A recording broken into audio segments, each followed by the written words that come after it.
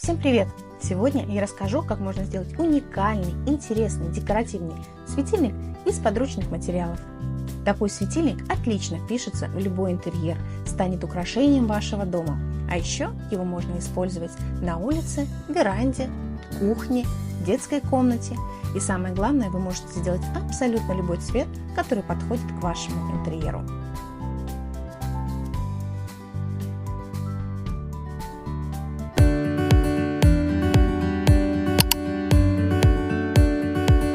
Для создания светильника потребуется форма из папье-маше, которую я заранее подготовила. Если вы не знаете, как подготовить такую форму, то заходите в плейлист «Светильники». Там вы можете посмотреть различные видео по декорированию и созданию абажуров. Также в описании я оставлю вам ссылочку на плейлист со светильниками и есть описание, как сделать саму форму папье-маше. Для создания узора я буду использовать гипсовый бинт и также подручные материалы: малярный скотч, ножницы и немножечко воды. Гипсовый бинт у меня шириной 15 сантиметров, поэтому я решила отмерить зону, где у меня будет располагаться узор. И с помощью простого карандаша я сразу отделяю эту линию, чтобы впоследствии, когда я буду заниматься бинтом, я не отвлекалась на уровень. Правильно ли я выставляю уровень, чтобы везде было ровненько. И отделяю с помощью малярного скотча эту зону. Впоследствии не забудьте открепить его перед тем, как будете наносить шпатлевку. Заранее нарезаю гипсовый бинт полосочками шириной приблизительно в 2 сантиметра.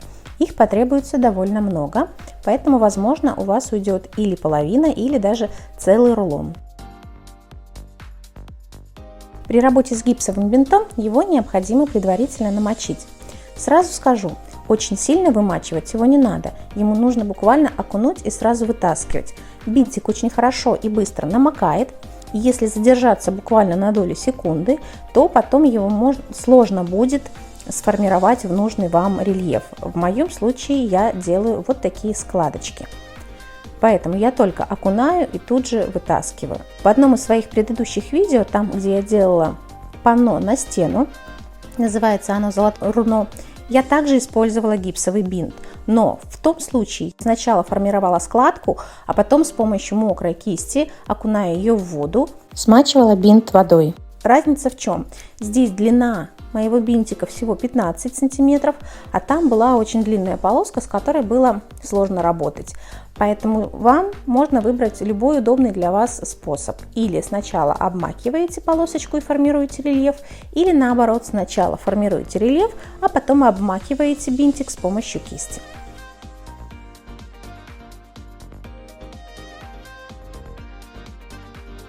В любом случае этот процесс очень легкий и не вызовет у вас затруднений. На формирование этого рельефа у меня ушло от силы минут 15, не больше. И я получила на самом деле очень большое удовольствие, потому что сидела, работала на веранде, солнышко, птички и природа. Кстати, вместо гипсового бинта вы можете использовать и обычную тряпочку. Вы также можете смачивать ее в гипсовом растворе или в клее ПВА. Разница лишь в том, что клей ПВА сохнет довольно-таки долго, если сравнивать его с гипсовым бинтом, потому что он высыхает моментально. Если мы говорим про гипсовый раствор, то он тоже довольно-таки быстро затвердевает, поэтому работать надо будет максимально быстро, вымачивая тряпочки и прикладывая ее к поверхности. Поэтому, работая с гипсовым бинтом, у вас есть возможность сделать небольшой перерыв, отойти при необходимости. А если вы будете работать с тряпочкой и гипсовым раствором, то это надо будет делать все одномоментно. После того, как вы закончили формировать рельеф, необходимо немножечко пригладить бинт к поверхности. Это можно сделать с помощью пальчиков или взять кисточку и кисточкой пройтись и хорошо разгладить, прижать бинт к поверхности, может быть, сгладить места стыка. И, конечно же, если у вас где-то вышли за пределы, то надо сразу, не дожидаясь высыхания, отрезать все лишние детали ножничками. Повторюсь, бинт сохнет очень быстро и практически сразу можно приступать к следующему шагу. Для него потребуется небольшое количество готовой смеси разведенной шпатлевки, небольшая кисточка и маленькая миска с водой. С помощью кисти я буду наносить шпатлевку на поверхность, и когда кисточка будет подсыхать, я буду окунать ее в воду. Основная задача покрыть всю поверхность шпатлевкой, В зависимости от плотности вашей смеси шпатлевки вы нанесете 2 или 3 слоя шпатлевки. Сам процесс, конечно же, тоже несложный, наносить очень легко. Самое главное не пропускать места, очень хорошо пройтись по ребрышкам, и особое внимание необходимо уделить нижней и верхней части, там, где у нас заканчивается бинтик, так как ниточки вылазят, и их хорошо надо закрепить и нанести хороший слой шпатлевки, чтобы при следующем этапе, когда мы будем зашкуривать и выравнивать наш рисунок, нитки не выходили на поверхность.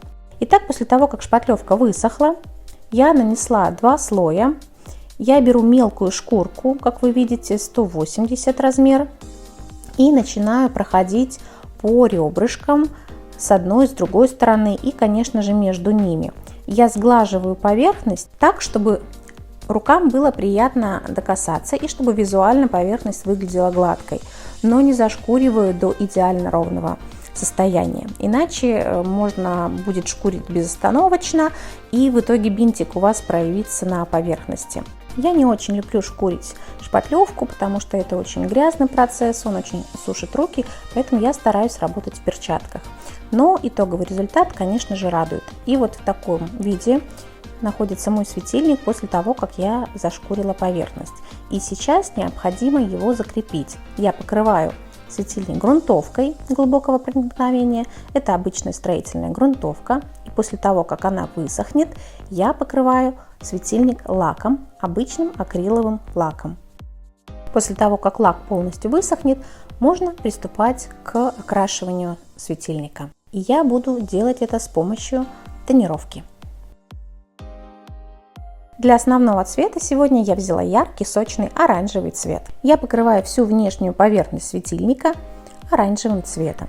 Декорировать светильник я буду с помощью тонировки, поэтому мне потребуется вода и любая ветошь, с помощью которой вы будете снимать излишки краски. Я работаю на улице, очень жарко, краска сохнет моментально, поэтому как только вы покрыли светильник, тут же начинаете снимать излишки краски. Я работаю акрилом, и он сохнет очень быстро. Не дожидаемся высыхания и снимаем излишки краски. И вот такая лисичка у нас получается. И следующим этапом я буду декорировать, также тонировать черным цветом. Сразу скажу, что этот этап вы можете пропустить, потому что я в любом случае всегда экспериментирую. И не всегда получается тот эффект, который нужен. Я точно знаю, что в данном случае можно его пропустить. Но можно и оставить, если вам понравится, как это выглядит сейчас. Видите, у меня вначале была такая яркая оранжевая тыковка, а после того, как я нанесла черный цвет, у меня получился такой неожиданный грибочек, лисичка. Очень красивая получилась тонировка. Я снимаю излишки. В любом случае, когда вы работаете с способом тонировки, нельзя мешкать и сразу же убирайте очень активные цвета, такие как черный. Не оставляйте их надолго, ни в коем случае нельзя далеко отходить, потому что краска сохнет моментально. Но зато какой эффект получается. Тонировка получилась очень красивой. Можно остановиться уже на этом этапе, потому что светильник выглядит красиво, но я решаю сделать и попробовать еще один способ окрашивания.